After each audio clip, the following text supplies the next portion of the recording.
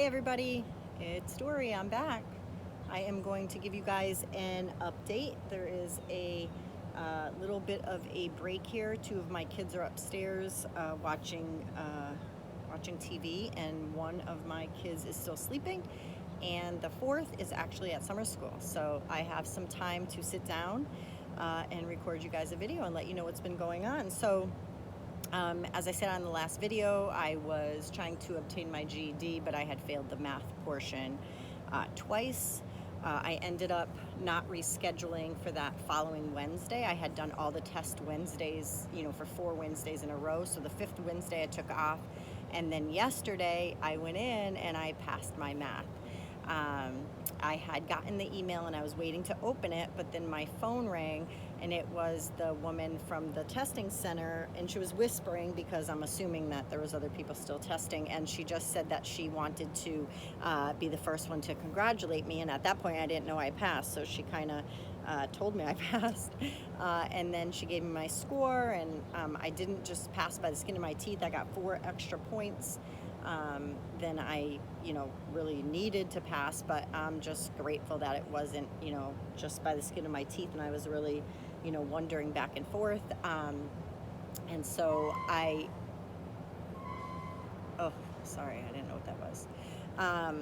We live behind a BJ's, so that's one of the tractor trailer trucks backing up, delivering stuff. So anyhow, so she told me to immediately go and order my GED diploma and the transcript. So I did that. That was $15 each, so it was $30. That should be in the mail within 2 to 5 days. I can now negotiate for more money at my paraprofessional job, which I'm supposed to be starting on August 31st when school starts here. So I'm not sure if I really want to do that though, so I'm looking at other options and other places that are hiring. It's really a conflicting thing because I'm not sure if I wanted to get my associates in something, but then if I have to do a math class, and I've heard a lot of colleges you have to do a math class, I'm not going to be doing that. What else? They said that, and the other thing I'm doing is looking at a local company here. It's a grocery store chain that's just here, and the family, they've been in business for like 90 years, and they take very good care of their employees. And so I'm thinking of maybe going into like an administrative type job, or I'm going to see how this pans out with the paraprofessional thing, because I'm also on alert because my son, who, as you guys know, has autism, and the school that he was just at did not understand all the things that he goes through, and doesn't understand, even though he has a full IEP, they didn't understand how he would say things like, he'd be like in Fantasyland, like if he was playing Minecraft or whatever, and he'd talk about a bomb or shooting this person or whatever. But of course, in this day and age, when somebody cries bomb or says they're going to shoot someone, although he's doesn't mean anything by it, he's like the most sweetest, kindest kid. He has a heart of gold. If they heard that, they would have to call the police, and he'd be arrested. It's just a whole crazy thing. So in any event, so he is starting middle school with my daughter, who is also, they're in the same grade. So they're both going into 6th grade, which is middle school, which means that there's changing classes, there's lockers. I don't really know their program there for autism. I don't even know. So I'm kind of on edge because if I get a job and I have to be at the job, even if I'm working in the school system, I have to figure out a ride for them to get home from school, because middle school and high school get out about a half an hour or 40 minutes earlier than elementary school. And so I would kind of have to figure that out to see how that's going to work. And then I also don't even know if he's going to be able to do school, if middle school is even going to be like, able for him to handle that. So I may have to homeschool him. So I'm not sure. So I'm on the hunt to see what I can get. If I can get a job, even at a bank. I used to work at a bank. If I could work like 9 to 2. But if I can find a ride for them home and everything's going good, I can work 9 to 5. because then the kids get home at like 2:30, and my other daughter gets home at 3. But they're almost one of my kids is 14 and a half, one is going to be 13, one turned 11, and then the 8-year-old. So they're fine if they're on their own just for a couple hours, because of how old they are. So that's an option too. I really did like banking. I worked for Bank of America for a number of years, and that was actually the last job I had prior to this professional job. So that's kind of what I'm thinking. I can really do anything I want, as far as this big zit here. I don't even know what that's all about. I turned 50 and my body thinks I'm 25. But anyway, so that's that about the GED. I'm just happy I passed. I had been tutored for a couple weeks from my friend's dad. He's retired, but he was a math professor at a college for 30 years, and he's amazing. So it actually helped me fill a couple of voids, just trying to learn this. It's like I had to cram 4 to 5 years of school math into like 3 weeks. So but then also my dad passed away almost 30 years ago, and so he is a really great father figure, and so it's so easy going over to his house and just really having great conversations with him, and I just feel like I'm at home. I don't feel like he's just like a stranger. So I'm going to keep in touch with him, for sure. Which I told him yesterday, don't you worry, I'm not gonna leave you flat. So anyway, so that was that. And let's see, the gym is going great. I went to the gym Monday, Tuesday, and I didn't go yesterday because I had my test, and I went again this morning. And so I've been doing some cardio, and then I moved to the weights, but then I added in, and I know some people say not to do this, and Vanessa, you can tell me after you view this video what you think, but somebody told me that I should be just concentrating on the weights and only do 10 minutes of cardio. But what I started doing was I started doing like 10 minutes on the treadmill, and then I go on the elliptical for between 10 and 20 minutes. But anyway, so the reason I'm getting into this is that, I started the elliptical, and last night I went to bed and my legs, I had not done anything yesterday. I mean, I was sitting for a couple hours doing the test, and I wasn't really doing a whole lot of steps, and I maybe only got 6,000 steps yesterday. And so, but I ended up, like in the evening time or like maybe afternoon time, oh my gosh, my legs, my muscles hurt so bad, so bad. And so I ended up trying to figure out why my muscles would be hurting so bad. And I thought maybe because I had some gluten, I had a cheeseburger bun, a hamburger bun. And so I basically wanted to know kind of what was up with that. And I went to bed. I did not sleep good last night, just the muscle aches.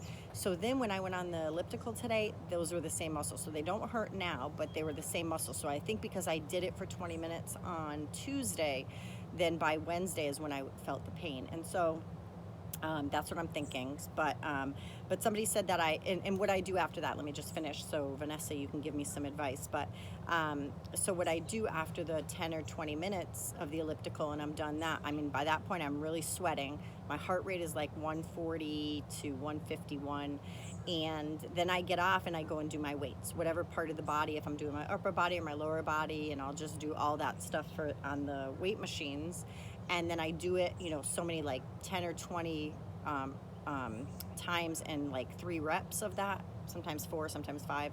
But in any event, that's what I'm doing. But somebody told me that I should actually be laying off the cardio and just going right to the shh, Duke, shh.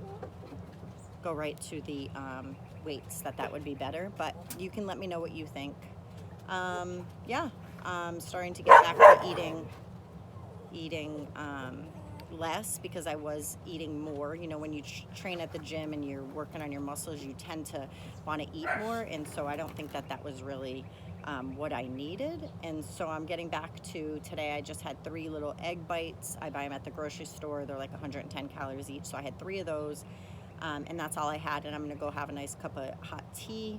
and just relax and all of that. So I am glad that I was able to give this this update. I'm so happy I passed the GED. That was hard. It took all I had. I mean, I just, yesterday I was so emotionally drained just because it took so much from my family, from my cleaning routine, just because I had to have my ear pods in all the time and listen to videos and calculators, and that's actually what helped me. So if anybody's out there struggling with the math portion, I bought my own scientific calculator. It was a Texas Instruments, I think it's MX 31, I believe, or 31X, I forget. But anyways, it's one that they have that you can use on the GED. They give it to you on the computer, but when you're accessing it on a computer, it takes up the whole screen. So you got to minimize it, then look at the question, then pop it back up and put in the figures, and then that's ridiculous. So I watched a couple of videos on how to use that calculator, and that was a game changer because I had a couple of quadratic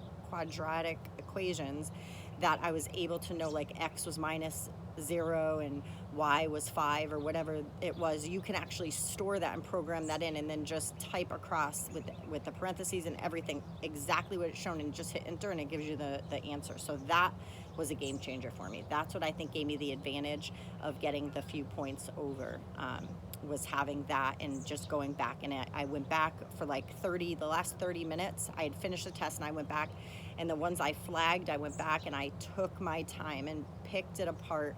And there were trick questions on there. They really tried very hard to trick me. There was one that was they wanted the area of a prism, but the diagram they gave you was a trapezoid prism, and so you had to know enough to subtract the trapezoid area, because if you didn't read the question, you know, what is the area of the prism, you would have just done all of the math with the stuff that they gave you, and it would have included the trapezoid, which was not the question. So that was, I'm glad I went back. I'm glad I reviewed that. It took me a long time on that one question.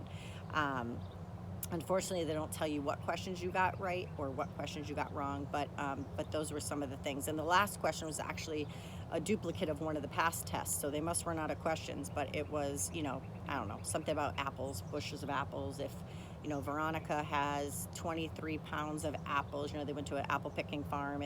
She has 23 pounds of apples, and then she has half as much as Max had, and Max had blah, blah, blah, and then they want to know how much Ben had. But the answer is 10.